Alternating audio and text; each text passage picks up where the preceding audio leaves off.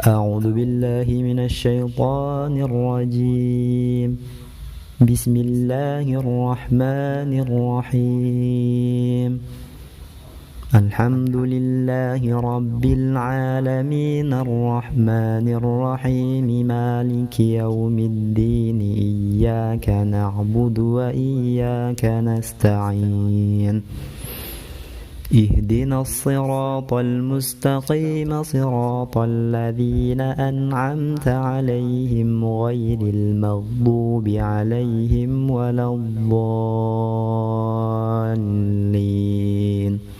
Amin. Ya baik teman-teman sekalian, bismillahirrahmanirrahim. Assalamualaikum warahmatullahi wabarakatuh. Teman-teman sekalian, bagaimana kabarnya pada hari ini? Alhamdulillah, sukses, mulia, kreatif, mandiri, Allahu Akbar. Ya baik teman-teman sekalian, untuk materi fikih kita pada hari ini kita akan membahas bersama-sama mengenai apa saja amalan-amalan yang dilaksanakan atau dikerjakan sebelum sholat Idul Adha ya. Pada pertemuan sebelumnya sudah kita bahas bersama-sama mengenai sholat Idul Adha, baik dari tata cara pelaksanaannya, kemudian waktunya, dan lain-lain. Sekarang akan kita bahas bersama-sama mengenai amalan-amalan yang dikerjakan sebelum sholat Idul Adha. Amalan-amalan sebelum sholat Idul Adha ini ada 5 ya. Yang pertama adalah mandi pada pagi hari. Kemudian yang kedua, berpakaian dengan pakaian yang paling bagus, bersih dan rapi. Kemudian yang ketiga, memakai wangi-wangian. Yang keempat, menahan makan dan minum sampai selesai sholat Idul Adha. Kemudian yang kelima, sambil berjalan menuju tempat sholat disunahkan membaca takbir. Adapun takbirnya itu meliput daripada takbir, tahlil dan tahmid. Sekarang akan kita bahas satu persatu ya. Yang pertama adalah mandi pada pagi harinya. Nah, jadi ketika kita memasuki hari raya Idul Adha, maka disunahkan untuk mandi pada pagi harinya ya. Karena di dalam hari raya Idul Adha kita akan membuat suatu aktivitas-aktivitas yang baik ya, maka akan lebih sempurna ketika pada pagi harinya kita buka dengan mandi, sehingga setelah diri kita bersih, setelah diri kita segar, maka untuk mengerjakan aktivitas-aktivitas kebaikan, baik nanti sholat Idul Adha ataupun ketika bertakbir, ketika bertemu dengan teman-teman bersilaturahim, maka akan dilaksanakan dengan nyaman. Nah, ini yang pertama ya, mandi pada pagi harinya sesuai dengan yang dicontohkan oleh baginda Nabi Sallallahu Alaihi Wasallam di dalam hadisnya ya.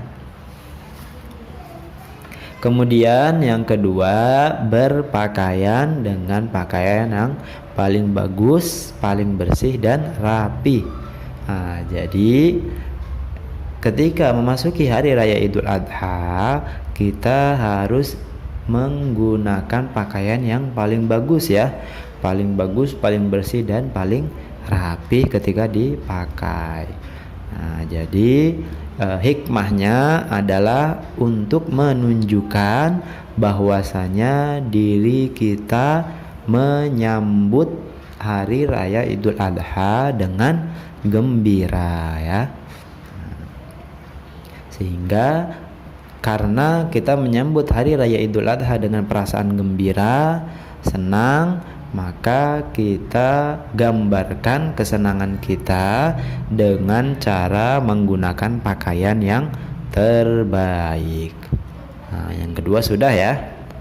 Kemudian yang ketiga memakai wangi-wangian. Nah, yang ketiga juga disunahkan ya, memakai wangi-wangian, karena nanti kita akan melaksanakan sholat Idul Adha agar tidak mengganggu konsentrasi dari jamaah yang lain, maka kita dianjurkan untuk memakai wangi-wangian ya. Kemudian yang keempat, menahan makan dan minum sampai selesai sholat Idul Adha. Nah, untuk menahan makan dan minum sampai selesai sholat Idul Adha, sebagaimana yang dicontohkan juga oleh baginda Nabi SAW ya. Nah, jadi dalam hadisnya yang mafhumnya adalah Nabi SAW tidak berangkat pada waktu Idul Fitri sebelum makan terlebih dahulu, dan tidak makan pada waktu Idul Adha sebelum pulang. Hadis riwayat Tirmidzi. Nah, jadi untuk poin yang keempat ini kebalikan daripada sholat Idul Fitri ya. Jadi ketika kita ingin melaksanakan sholat Idul Fitri, maka disunahkan untuk makan terlebih dahulu sebelum sholat. Tetapi kebalikannya dengan sholat Idul Adha, ketika kita ingin mengerjakan sholat Idul Adha, maka kita disunahkan untuk menahan makan dan minum sampai selesai sholat Idul Adha. Ya, seperti itu ya. Hikmahnya apa? Hikmahnya adalah agar kita bisa merasakan sedikit kelaparan yang telah dirasakan oleh orang-orang fakir miskin ya. Jadi orang-orang fakir miskin yang hari-harinya diisi dengan kelaparan, kehausan, maka diri kita pun agar timbul rasa syukur kepada Allah Subhanahu wa taala, maka ketika pagi hari di hari raya Idul Adha, kita disunahkan untuk menahan makan dan minum sampai selesai sholat Idul Adha ya. Tujuannya adalah seperti tadi ya, agar rasa syukur kita kepada Allah Subhanahu wa taala bertambah. Kemudian yang terakhir yakni yang kelima, sambil berjalan menuju tempat sholat disunahkan membaca takbir. Takbirnya melingkup daripada takbir, tahlil dan tahmid ya. Untuk takbirnya sebagaimana takbir yang biasa dikumandangkan di hari raya Idul Fitri ya. Allahu Akbar, Allahu Akbar, Allahu Akbar, La ilaha illallah, Wallahu Akbar, Allahu Akbar, walillahil hamd. Nah, untuk takbirnya kurang lebih seperti itu ya. Nah, jadi dibaca 3 kali.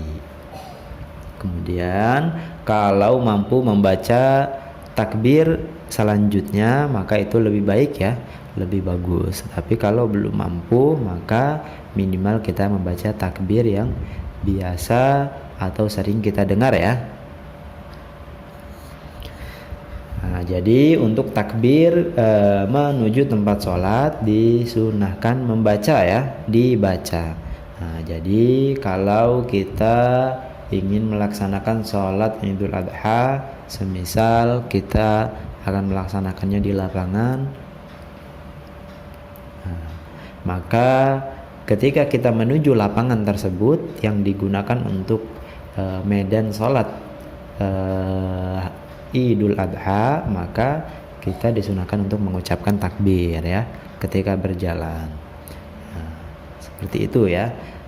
Hikmahnya apa? Hikmahnya adalah untuk mensyiarkan daripada hari raya Idul Adha ya. Nah, hikmahnya seperti itu. Ya, baik teman-teman sekalian, mungkin sampai di sini dulu materi fikih kita pada hari ini. Semoga Allah Subhanahu wa taala memberikan kepada kita kefahaman, kemudahan untuk mengamalkan dan menyampaikan kepada orang lain.